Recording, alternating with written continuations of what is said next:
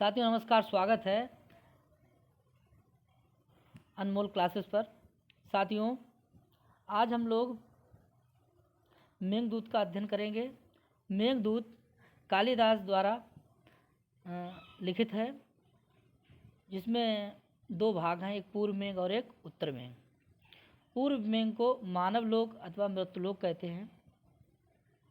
तो पूर्व मेघ का मंगलाचरण आपके सामने प्रस्तुत करने जा रहा हूँ और ये पहला श्लोक है। एक बार उच्चारण करेंगे।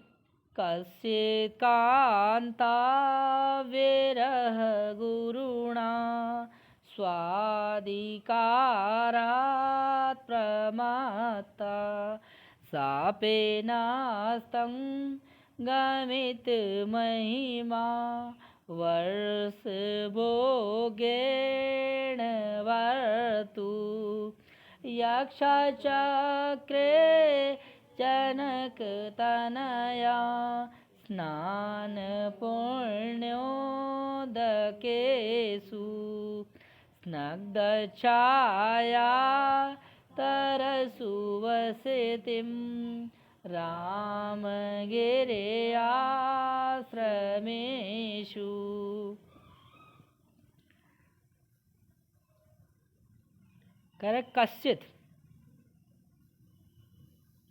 कश्चित् यक्षा वसतिम चक्रे, इसको पकड़ लेंगे। कश्चित् यक्षा वसतिम चक्रे। कश्चित् माने कोई। यहाँ कालिदास ने यक्ष का नाम का उल्लेख नहीं किया है, ठीक है, क्योंकि काम ही उसने ऐसा किया है, इसीलिए कश्चित् पद से कह करके छोड़ दिया। कश्चित् यक्षा अर्थात कोई यक्ष। वस्तिम माने उसने क्या बनाई, अपनी वस्ती बनाई, निवास बनाया। चक्रे माने करता था, यानी कह रहे हैं कि कोई यक्ष निवास करता था। कोई यक्ष निवास करता था। तो कह रहे हैं कि कहाँ निवास करता था। तो कहाँ निवास करता था, तो बोले रामगिरी आश्रमेशु। रामगिरी प्लस आश्रमेशु, तो क्या हो गया, ई का या संधि हो गई यहाँ पे।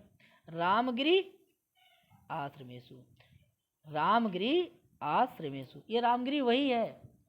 विल्सन मानते हैं आपका रामटेक और मल्लीनाथ मानते हैं चित्रकूट। यहाँ पर राम भी रहे थे, ठीक है। राम को जब 14 वर्ष का वनवास हुआ था तो राम भी रहे थे, इसीलिए रामगिरी है, ठीक है। तो रामगिरी के आश्रमों में कौन रहता था, यक्ष रहता था। यक्ष अकेला है और रामगिरी के आश्रम बहुत हैं, ठीक है। यक्ष अकेला है, आश्रम बहुत से हैं, क्योंकि यक्ष जो है ना, कहीं इस वाले आश्रम में जाता होगा, कहीं इस वाले में जाता होगा, कहीं इस वाले में, तो आश्रम। अब जो है ना, प्यार में जो पागल आदमी है उसकी बुद्धि तो काम करेगी नहीं, क्योंकि काम मारता है, ठीक है। तो इसीलिए आश्रम बहुत से हैं और यक्ष अकेला है, ठीक है। समझ में आ गया होगा।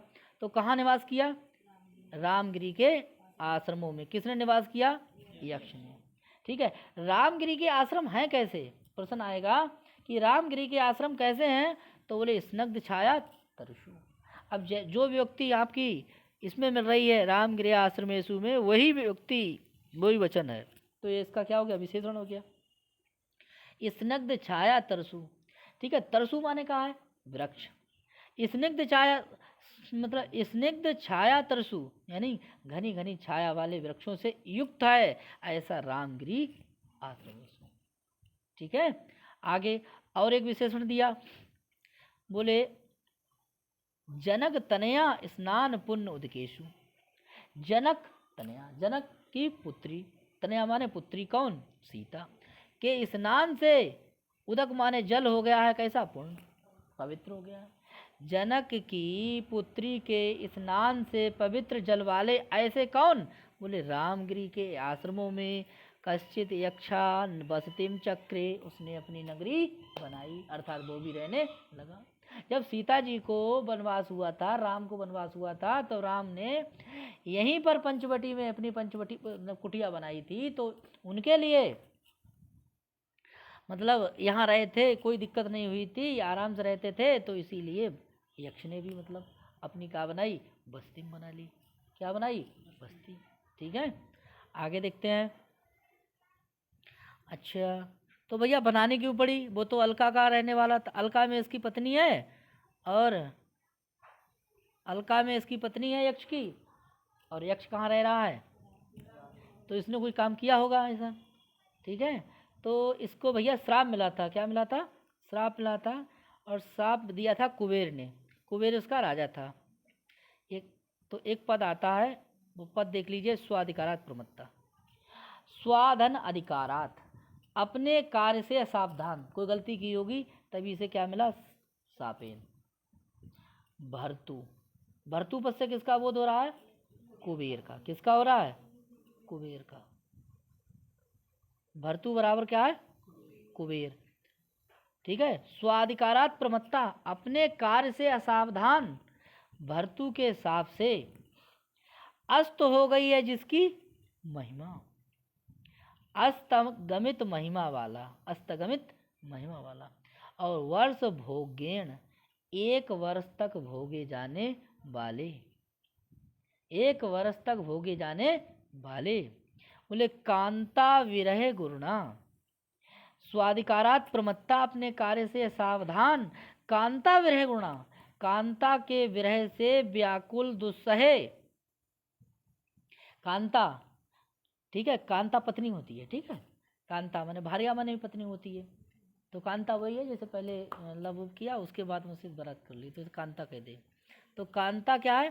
कांता माने पत्नी से विरह से गुरुणा, कांता विरह से कैसा? कांता के विरह से दुस्सहे ऐसा। और बोले वर्ष भोगेण, एक वर्ष तक भोगे जाने वाले, लगातार मतलब एक वर्ष तक भोगे जाने वाले। अस्तंगमित महिमा अर्थात नष्ट महिमा वाला, कौन? अस्तंगमित महिमा वाला कौन है? यक्ष है। इसीलिए अस्तंगमित महिमा वाला, और जनक तनया स्नान पुण्य उदकीशु है। कश्चित यक्षा, बोले जनक की पुत्री के स्नान से पवित्र जल वाले और घने छाया वाले वृक्षों से युक्त ऐसे रामगिरी के आश्रमों में निवास करता था। ठीक है, तो श्लोक समझ में आया होगा आपके लिए। आगे हम लोग इसके हिंदी अनुवाद पर चलते हैं।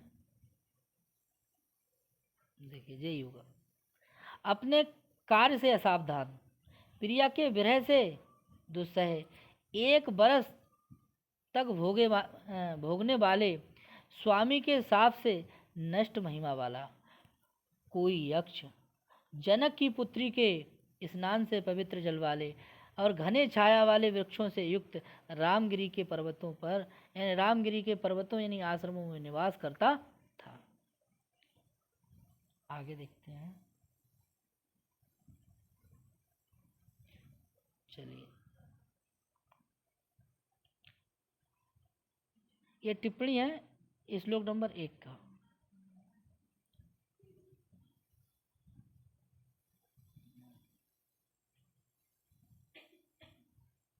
देख लीजिए, श्लोक नंबर 1, कश्चित, कश्चित में काधन चित, कोई, यहाँ पर यक्ष नायक है और यहाँ पर काधन चित में हो गई आपकी विसर्ग संधि।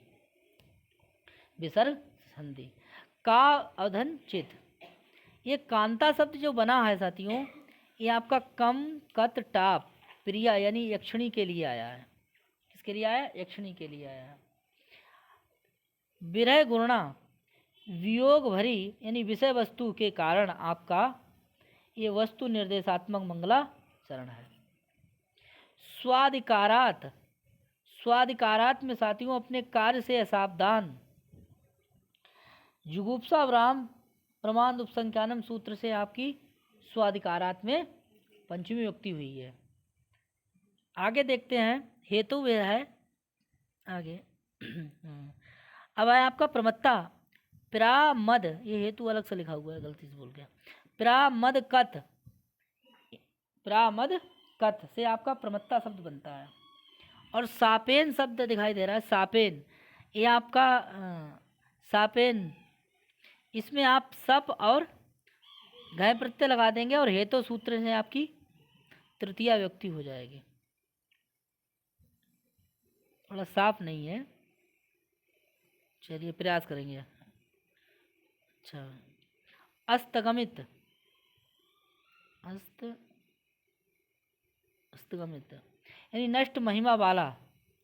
यहाँ पर है न बहुब्रीय, गम ऋच कथ, एक गमित शब्द बनता है। महिमा शब्द बहु, ये तो बहुत ही इम्पॉर्टेंट है। महत प्लस इमनिच, महत प्लस इमनिच लगा देंगे साथियों। इसके आगे ये आपका वर्ष भोग्यण, यहाँ पर जो वर्षम पद है, इस वर्षम में काला दोनों सूत्र से द्वितीया होगी। वर्षम में, वर्षम का भोग्यण के साथ समास हुआ है। वर्षम का भोग्यण के साथ क्या हुआ है? समास हुआ है, तभी व्यक्तियों का लोप हो गया है। जो वर्षम की बिंदी ऊपर दिखाई दे रही थी वो लोप है, तो इसीलिए केवल वर्षम में द्वितीया होगी काला दोनों सूत्र से, ना कि वर्ष भोग्यण में होगी। गलती मत करना, ठीक है। और जो भोग्यण जो शब्द है वहाँ पर भुज धातु से इणत प्रत्यय लगाएंगे। कहाँ से लगाएंगे? इणत, इणत प्रत्यय लग जाएगा तब आपका भोग्य बन जाएगा, ठीक है। फिर तृतीया व्यक्ति हो जाएगी आगे। और ये कुमिच्चा सूत्र से आपका नाका अणा हो जाएगा। आगे लिखा होगा, देखते हैं। भर्तु शब्द में षष्ठी व्यक्ति एक वचन है जो कुबेर के लिए आया है। यक्षा शब्द में यक्ष प्लस घय पुल्लिंग शब्द है। चक्रे शब्द जो है इसमें आपकी लिट लकार प्रथम पुरुष एक वचन है। जनक तनया, जनक तनया शब्द जो आया है सीता जी के लिए आया है। स्नान पुण्य उदकेशु और आता है आपका स्नग्ध छाया तरसु, ये दोनों पद विशेषण है और इनमें दोनों में बहुब्रीय समास है। ये विशेषण है किसके? रामगिरि आश्रमेशु के। ये विशेष पद है, ये पद विशेष है, नोट कर लिया होगा। आगे देखते हैं। रामगिरि आश्रमेशु, रामगिरी के आश्रमों में ये चित्रकूट है। मल्लीनाथ मानते हैं इसके लिए, रामटेक मानते हैं विल्सन। साथियों बस्ती शब्द बस धातु से अति प्रत्यय लगाएंगे और जो कर्म है ये क्या है? कर्म है, निवास जिसका अर्थ है। साथियों एक बहुत इंपॉर्टेंट कांता विरह गुणा में परीक्षा में आ भी गया है कि कांता विरह गुणा में कितने पद हैं, तो आप लगाएंगे 2 पद हैं सिर्फ, कांता का विरह, ठीक है। श्रृंगार रस, श्रृंगार रस के 2 भेद होते हैं, एक संयोग श्रृंगार एक वियोग श्रृंगार, ठीक है। कुछ भी चीज़ नहीं छुटी है, सब चीज़ नोट कर दी है। वियोग के 4 भेद होते हैं, पूर्व राग, मान, कर्म, प्रभास।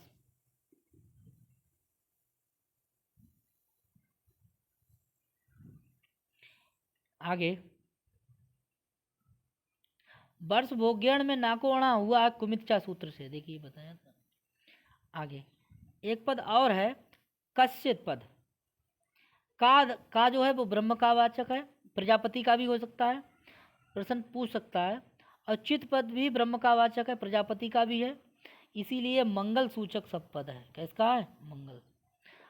आगे देखते हैं। इस प्रकार ब्रह्म का 2 बार वर्णन होने के कारण यानी होने से वस्तु निर्देशात्मक मंगलाचरण है। कादन सीधे विषय वस्तु पर ले गए कालिदास, और मंगलाचरण हो गया वस्तु निर्देशात्मक। देखिए गुरुणा सापेन का विशेषण है। गुरुणा जो है वो किसका विशेषण है? सापेन का विशेषण है। अस्तगमित महिमा, अस्तगमित महिमा ये आपका यक्ष का विशेषण है। अस्तम शब्द जो है महानतव्य है, ये आपका अस्तम शब्द जो दिखा है ये आपका किसका है? मानतव्य है, मतलब माँ जिसके अंत में है उसे मानतव्य कहता है। आशा करता हूँ, उम्मीद करता हूँ कि साथियों इसमें सब चीज़ हमने लिख दी है। अब चाहे एक ही पॉइंट चाहे रह गया हो एक तो, लेकिन उम्मीद करता हूँ कि सब लिख गया है। चलो आगे दूसरा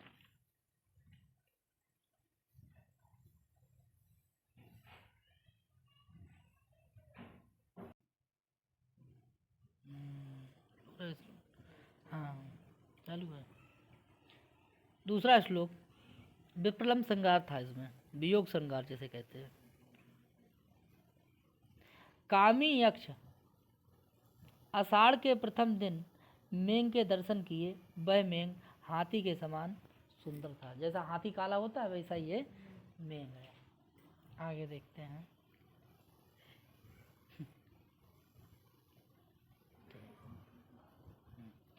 पढ़ेंगे। तस्मिन्नद्रौ कतिचित् बला विप्रयुक्ता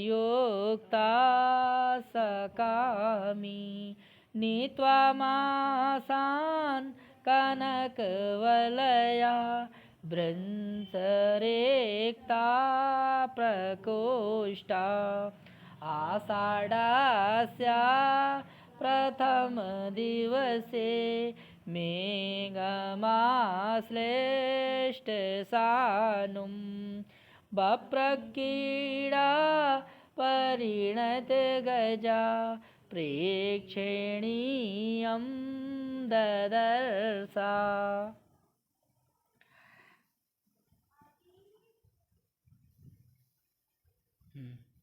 तस्मिन अद्रौ, तस्मिन अद्रौ, तस्मिन में भी सप्तमी है, अद्रौ में भी सप्तमी है। जैसे हरि के रूप क्या हो जाएंगे सप्तमी में, हरौ। ऐसे ही अद्री का क्या हो जाएगा, अद्रौ। तो तस्मिन अद्रौ बराबर क्या है, वही पर्वत। वही कौन सा पर्वत, रामगिरी पर्वत। वही पर्वत पर बोले सा है, सा माने कामी माने यक्ष, सा माने भी यक्ष, कामी माने भी यक्ष। और बोले अवला विप्रयुक्ता, कतिचित अवला विप्रयुक्ता, कोई अवला से विप्रयुक्त। आ माने नहीं है बल जिसमें, तो क्या है अवला। अवला तो स्त्री होगी। अवला से विप्रयुक्त कौन है, यक्ष। तो ये यक्ष का क्या हो गया, कामी क्या है, यक्ष है। ये सब क्या हो गया आपका विशेषण। अवला विप्रयुक्ता का तो यक्षा, अवला प्रयुक्ता जो है वो यक्ष का विशेषण है। अपनी पत्नी से कैसा है, वियुक्त है, अलग है। ठीक है, क्लियर। तो उसने क्या किया, उसी पर्वत पर अवला विप्रयुक्ता, अपनी पत्नी से वियुक्त, ऐसा कौन, यक्ष। उसने क्या किया भैया, बोले कनक वलय भृंस रिक्त प्रकोष्ठा। कनक वलय भृंस रिक्त प्रकोष्ठा। कनक माने होता है सोना, वलय माने कलाई, सोने की कलाई से, कलाई बोले भृंस रिक्त खाली हो गई है, प्रकोष्ठा सोने के कंगन, वलय माने कंगन, यानी सोने के कंगन के गिर जाने से शून्य कलाई वाला।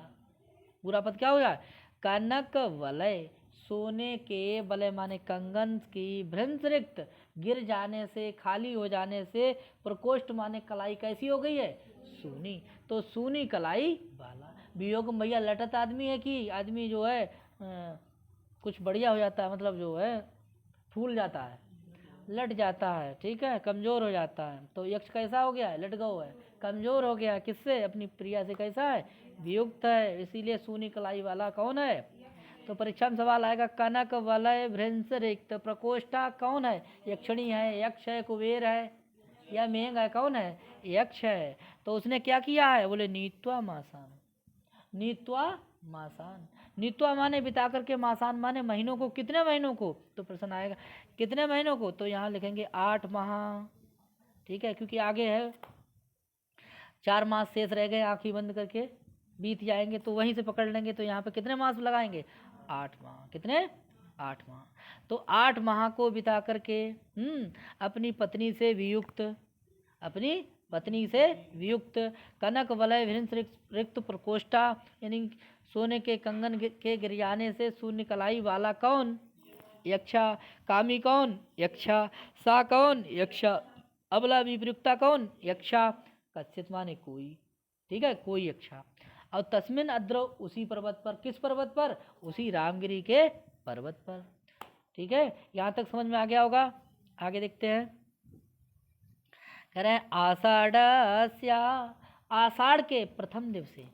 आपको देखने को यहाँ पे लिखा है प्रथम, और आगे भी ठीक कहीं कहीं मिलेगा प्रसमम, प्रसम दिवसे, तो वो आता है अंतिम दिन, लेकिन यहाँ लिखा है प्रथम दिवसे, आषाढ़ के पहले दिन। तो दो मिलेंगे आपके लिए किताब में, ठीक है। ये किताब जो है जिससे हम लोग पढ़ रहे हैं, वो किताब आपको दिखाई दे रहे हैं। ये किताब जो है साथियों ये है, और महाकवि कालिदास प्रणीतम मेघदूतम डॉक्टर विजेंद्र कुमार शर्मा की है, उस किताब से अध्ययन कर रहे हैं। वैसे मेरे पास तारणी झाकी भी है, आप लोग उसे भी ले लीजिए, इसको भी ले लीजिए, अच्छी है दोनों किताबें। आगे तो आषाढ़ यहाँ मिला है, आषाढ़ के प्रथम दिवसे, आषाढ़ के प्रथम दिन, मेघम माने मेघ को, ददरसा माने देखा। आषाढ़ के प्रथम दिन मेघ को देखा। मेघ क्या कर रहा था? आश्लिष्ट सानु, आश्लिष्ट माने जकड़े हुए था, पकड़े हुए था, सानु माने चोटी को, किसके? पर्वत की चोटी से सटे हुए मेघ को, ददरसा माने देखा, आषाढ़ से प्रथम दिवसे, आषाढ़ के प्रथम दिन मेघ को देखा। तो भैया किसने देखा? तो कोई यक्ष। किसको देखा? मेघ कहाँ था? आश्लिष्ट सानुम, यानी सानुम माने चोटी पर है, पर्वत की चोटी पर सटे हुए देखा। किसको देखा? मेघ को देखा। कब देखा? आषाढ़ के प्रथम दिवसे। अच्छा क्या कर रहा था वो? तो बस एक पद और देख लेंगे, बोले बप्र कीड़ा, बप्र कीड़ा परिणत गजा प्रेक्षणीयम, बप्र कीड़ा परिणत गजा प्रेक्षणीयम, बप्र कीड़ा परिणत गजा प्रेक्षणीयम। जैसे बोले बप्र कीड़ा मतलब, बप्र कीड़ा मतलब खेल खेल में कीड़ा करते हुए, जैसे बप्र कीड़ा मतलब जैसे आपने देखा होगा कि जैसे सांड को देख लीजिए आप, तो वो खौरी लेता है इधर करके है, ठीक है, तिरछे दंत प्रहार करने से।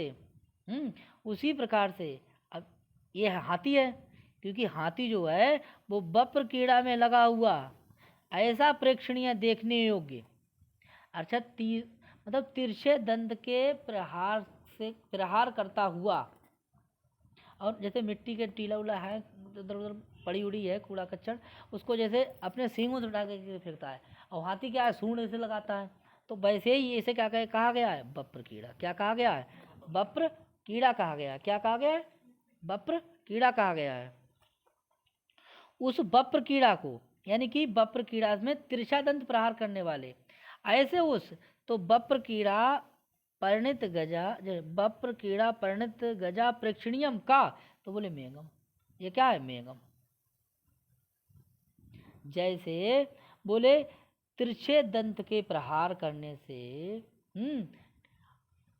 हाथी जब मतलब तिरछा दंत प्रहार करके हैं टीले को उखाड़ देता है, वैसे ही मेघ को दरदरसा माने देखा।